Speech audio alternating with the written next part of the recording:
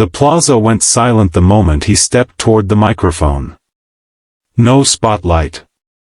No stage effects. Just a thin man in a borrowed jacket, his shoes a little too worn, his hands trembling as if carrying the weight of every year he had swallowed his dreams. People exchanged puzzled glances.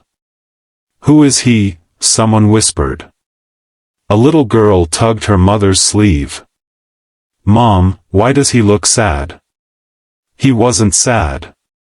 He was remembering. Because before this night, no one had truly believed him. Not the talent scouts who told him his look didn't fit. Not the customers who walked past as he sang on street corners. Not even some relatives who said, gently but firmly, "Music won't feed you." He had washed dishes in small restaurants, scrubbed floors after midnight, and packed groceries with tired hands, sending most of his earnings home. He lived for responsibility, not applause. And yet, every night, he whispered the same promise: someday, someone will listen. Tonight, standing under a fading sunset, he inhaled as though filling himself with every memory he ever tried to bury. Then he began to sing. The first note struck the air like warm lightning. Golden. Deep. Familiar enough to freeze the entire plaza mid-breath. A hush spread outward in ripples. Heads turned. Phones lifted. Someone gasped, "No way, he sounds exactly like him." But he didn't come for comparisons. He didn't come for cheering crowds. He came because today marked the anniversary of the woman who taught him to believe his voice mattered, his grandmother, who sang lullabies while stirring pots of rice they could barely afford, who held his pinky and whispered, "One day, sing so the world remembers kindness." As his voice soared across the plaza, he felt something shift, not around him, but inside him. All the hunger, the rejection, the quiet sacrifices, they weren't weights anymore. They were wings. And tonight, for the first time, they carried him. As his song poured through the plaza, something extraordinary unfolded, subtle at first, then overwhelming. It wasn't just a performance. It was a release. A gentle unraveling of stories people hadn't told in years. A couple who had argued the entire walk there slowly fell quiet. By the second verse, their hands found each other again. Nearby, an elderly man folded the corner of his newspaper and pressed it against his eyes, pretending it was just the wind making them water. Teenagers, usually glued to their screens, froze mid-scroll as though the voice awakened a part of them they didn't know existed. Because his voice didn't simply imitate a legend. It carried truth, raw, lived in, unmistakable. Every note held a lifetime. The nights he stayed awake caring for a sick sibling.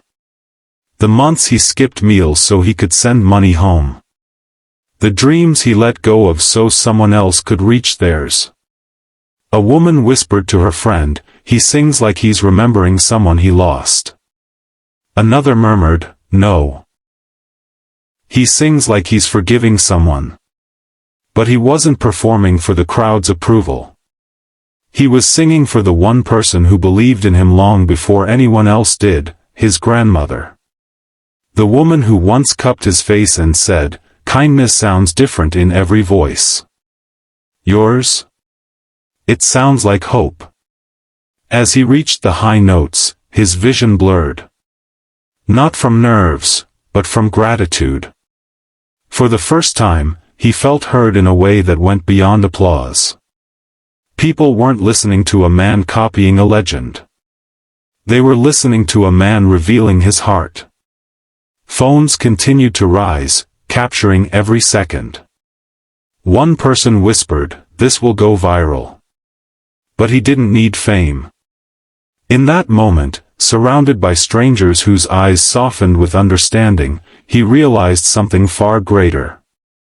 His voice was healing people, including himself, near the front row, a man stood with his arms tightly crossed, his jaw set, his brows pulled low.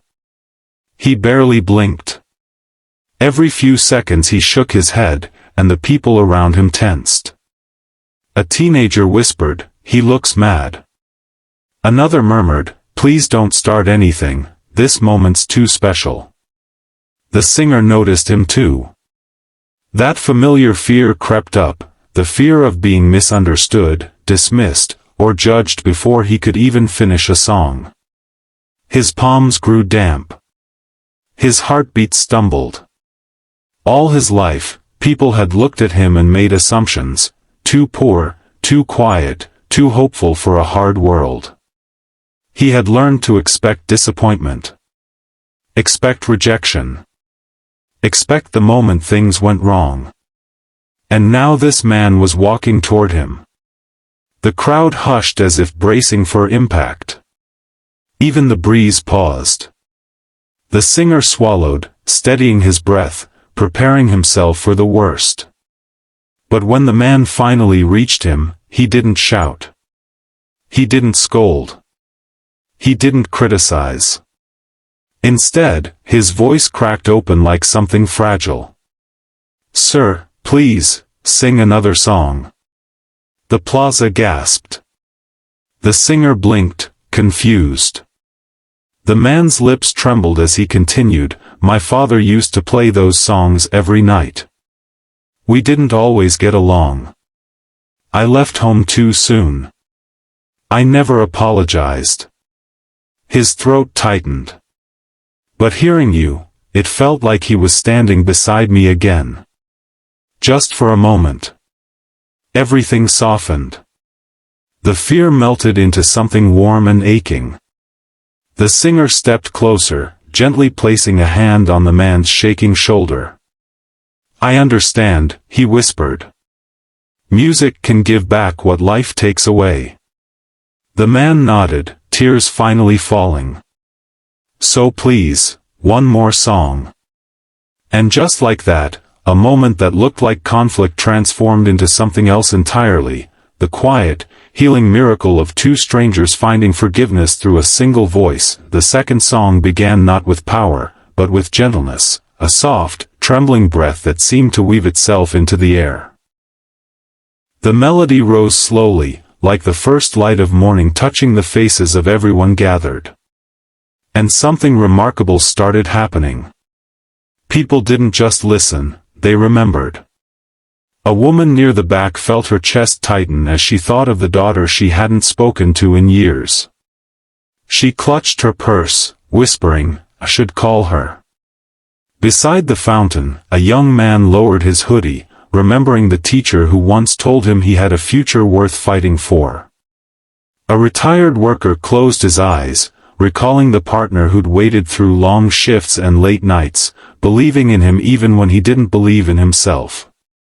Every lyric stitched broken memories back into place. Then, through the crowd, a girl darted forward, breathless, clutching a cracked phone.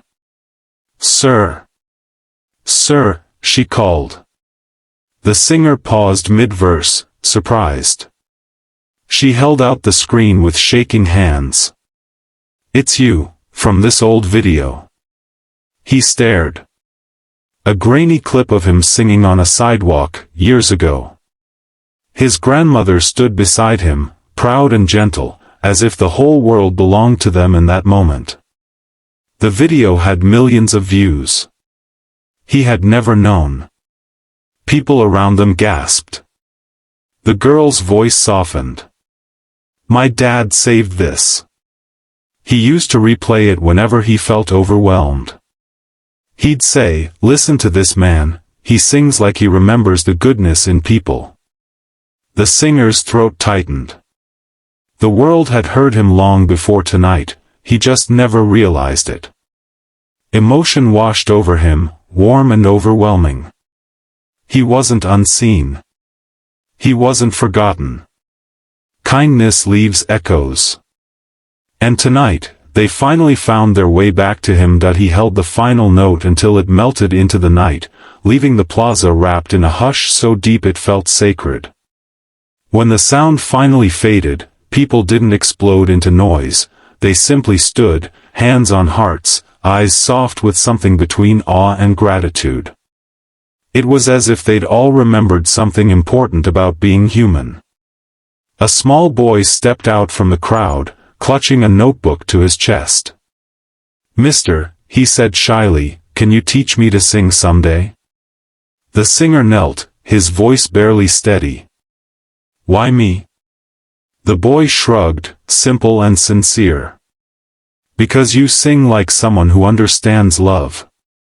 The words hit him harder than applause ever could. Then an organizer approached, breathless with disbelief. "Sir, the recording from tonight is already spreading online. The mayor wants to honor you next week, not as an impersonator, but as yourself. As the man who brought a whole crowd together." The singer pressed a hand to his mouth, overwhelmed. For years he chased the sound of legends, never realizing the power in his own story. As the sunset faded into gold, he whispered to the sky, "Grandma, they finally hear me." And in that moment, surrounded by strangers who felt like family, he knew. The legacy he dreamed of had already begun, in every heart he touched.